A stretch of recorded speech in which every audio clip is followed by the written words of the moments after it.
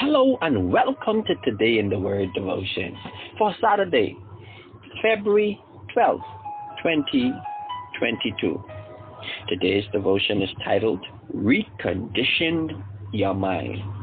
In the book of Ephesians, the first chapter, the 18th verse, I read from the New Living Translation. It says, I pray that your hearts will be flooded with light so that you can understand the confident hope God has given to those he called his holy people, who are his rich and glorious inheritance.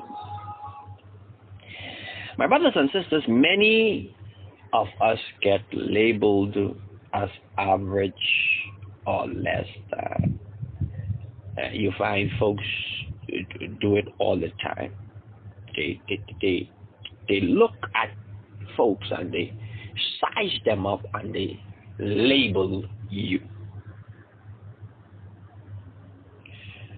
What happens is we then become adapt to the environment that was labeled upon us. We let our minds become conditioned to thinking we've reached our limit or our environment is all we can be. But my brothers and sisters, becoming a barrier breaker, you must understand that it starts in your thinking, in your mind. And what God is saying to us on today is that I have so much in store for you, but you have to recondition your mind. You have to be transformed in your thinking, in your action, in your deliberations. My brothers and sisters, hear me clearly. Nothing will change until we make up in our mind, watch this, that we are not going to accept mediocrity. And the question is, why don't you take the limitation off yourself? My brothers and sisters, only we ourselves are able to limit us from what God has promised us. Understand, my brothers and sisters, that there is so much potential that the enemy would love to keep from ever coming out. God, my God, I'm telling you, God has empowered you with so much gifting. He has empowered us with so much. The enemy strives to compress and depress us so that we can stay in our little close environment and stay mediocre. And God is saying there is so much more. There is so much land to be possessed. There is so much more education. There is so much more finances. There is so much more opportunities to be possessed if you can only recondition. My brothers and sisters, we have got to see ourselves the way God sees us. In other words, if we are going to be what God wants us to be, we have to think like God. Otherwise, we will never reach the full potential God has in store for us. The enemy will use bad breaks. Hear me today.